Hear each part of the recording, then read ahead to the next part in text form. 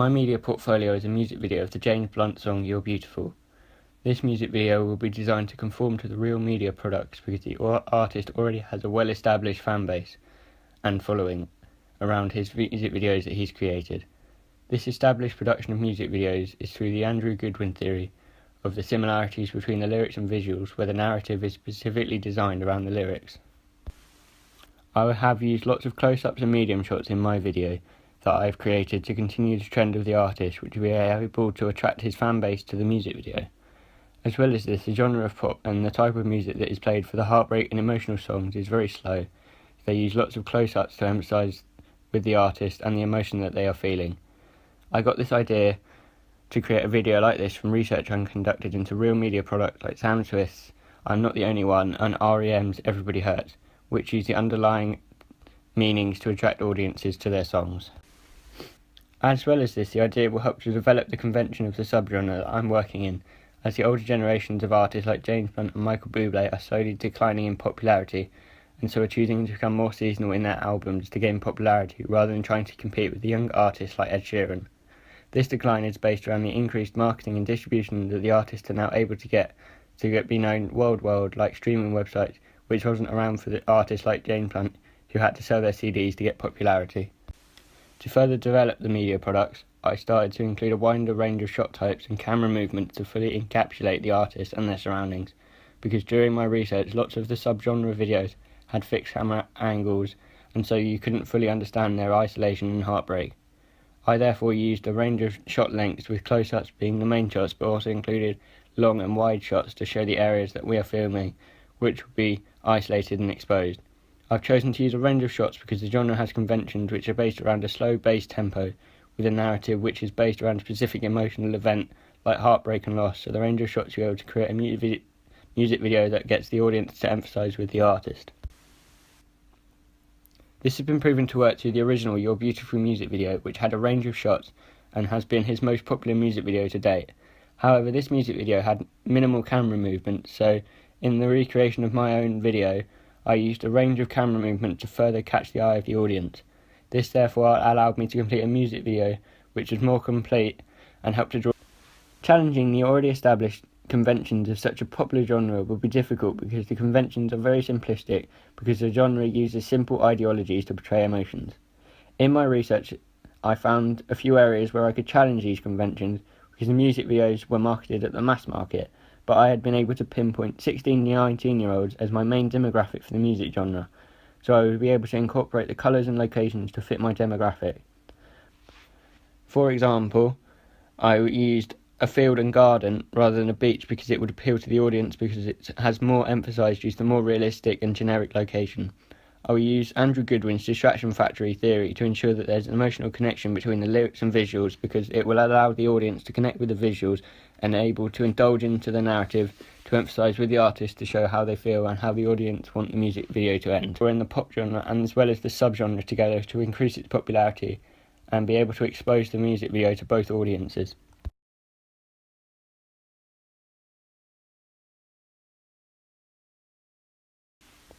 The ancillary tasks I completed in the build-up to my main product helped in the production of my final product.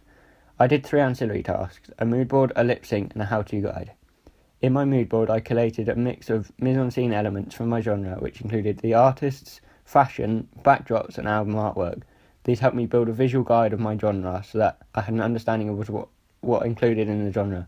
This combination with my main product was effective because it helped in the design of the digipack based on successful elements and showed me the similarities that they had and why they were successful. As well as this, the mood board helped to show the wardrobe of that industry used for the artists who aren't part of the pretty boy representation. I completed a lip sync which consisted of me directing, filming and editing a small section of song. This helped me to use the editing software and the cameras, so when it came to produce my final product video, I had a good understanding of the products and was able to rule out any imperfections before it came to shoot my main video. This helped me to understand the ability of the camera and if I would need to use artificial light depending on the settings and use on the camera, which gave different focal points to show different people's amount of emotion.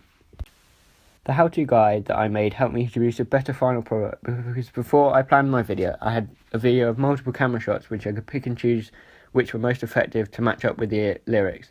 This visual aid helped me to create a video with a range of camera shots and movement that helped the audience to empathise with the artist. The knock-on impact of this is the shots were arranged with long and close-up shots rather than just one single shot type, which helped the video to portray the images that I wanted.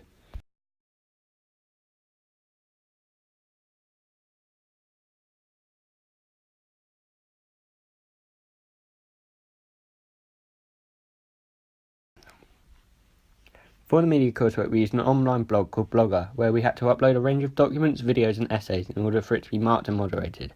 During the research, I used a range of media technologies to show my research into my genre, artist and demographics.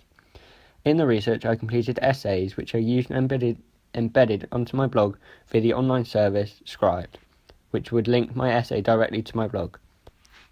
In some elements, I used a PowerPoint layout, which meant I could use a range of different presentation types. For my PowerPoints, I use Prezi and eMaze, which both work in similar ways, but Prezi uses slide transitions and has more professional settings which I can edit and tailor to what I was producing, whereas eMaze uses simple PowerPoint slide transitions but has the ability to fit more onto the different slides and attach pre-built tables and graphs, which is why I used eMaze for my audience feedback from my questionnaire. On top of this, I used a voiceover, another way of showing my coursework. I used this for my analysis of music videos because it would allow me to pinpoint the specific elements of the music video and input the voiceover to those areas.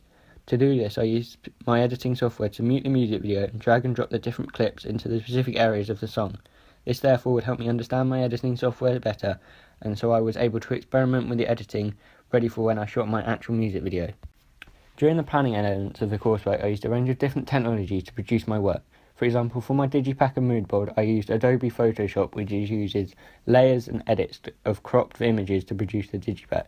The mood required a lot more editing and layering because the large amount of different texts, images and photos that I used.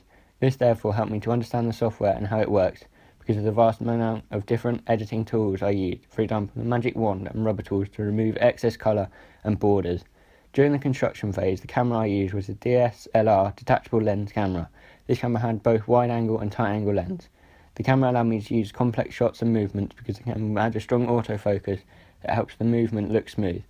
The DSLR had multiple light settings depending on the amount of natural light in the room.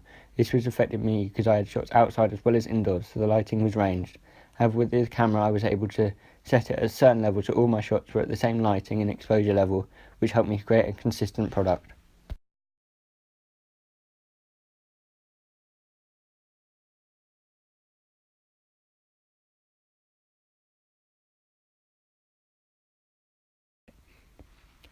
I carried out audience feedback on my Digipack and my music video. Through doing this, I was able to produce a better final product.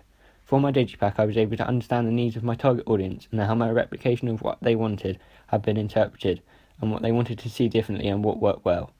The audience feedback of the Digipack helped me to understand my market more in depth because I was asking them directly for their opinion, allowing me to be critiqued directly. The result of this, I made slight changes to the colour and sizing to the text and images to produce the final product.